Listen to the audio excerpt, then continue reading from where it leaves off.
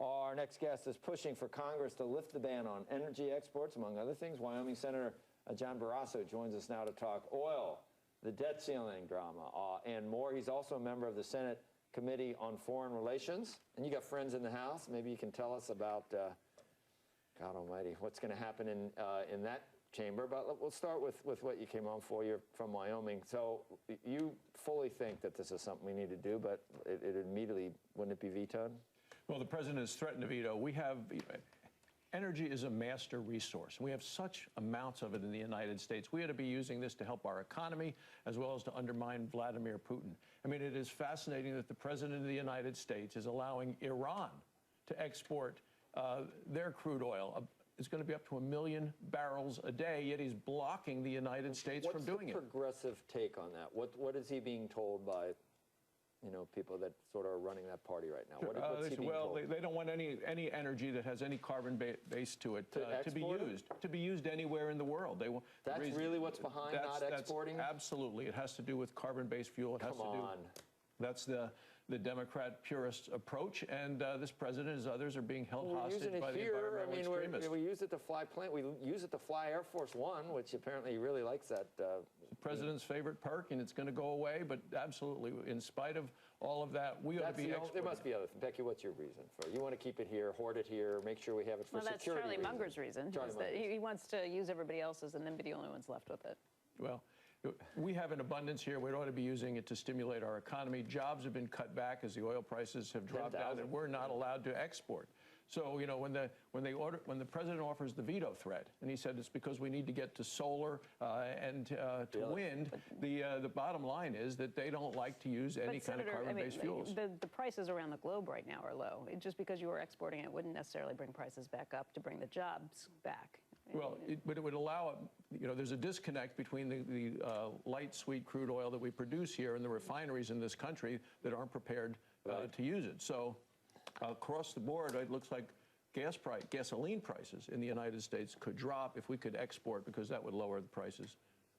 Okay, so you saw Secretary Lew. How will this play out? I mean, you hear things from the other chamber. I'm sure Boehner is going to be there long enough to get around this, right? The Republicans didn't have a great experience with it last time.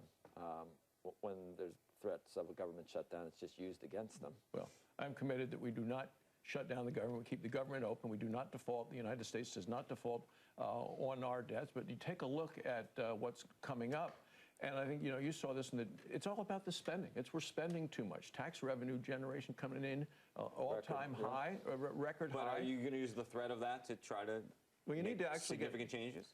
Debt ceiling times are a time to hit the pause button and say, how did we get here? We got here by spending too much. The president has added $7 trillion to the debt since he has been in office. We have a debt of $18 trillion. Becky, you were absolutely right to ask about interest rates, because if interest rates go up, you know what that's going to do to what additional money we have available. And you heard the Democrats talk at their debate about spending more. You heard it from Hillary Clinton. You heard it from Bernie Sanders. I mean, his proposal, $17 trillion in additional spending over 10 years. Yeah. And when you deal with the debate next Wednesday night, this is going to clearly be a hot topic for your discussion from Colorado.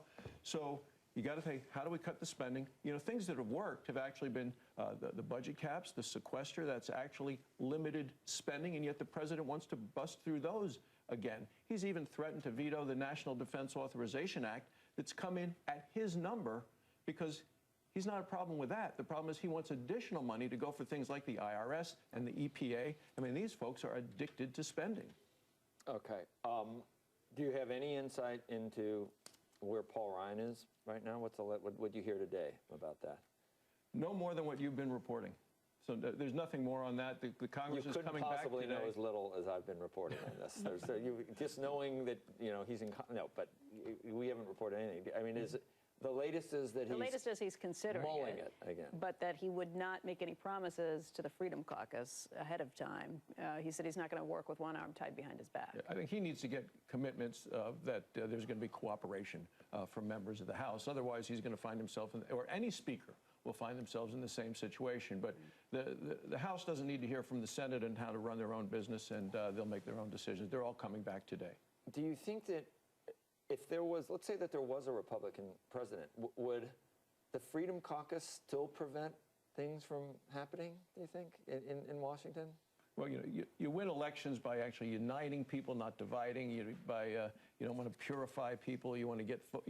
We need to actually get the country moving again. Get rid of the regulations. That's what we ought to be doing.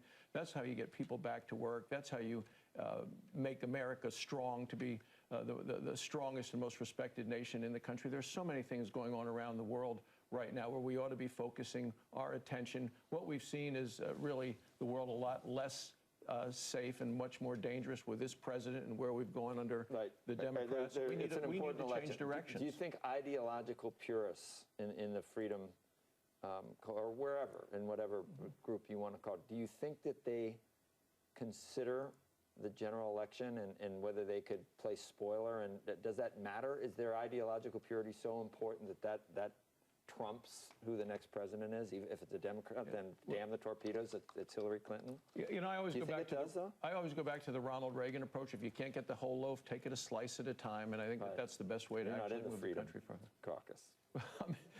I am from Wyoming. I am very conservative, That's what I mean. and I want to. But people of Wyoming know we want to make incremental progress, heading in the right direction.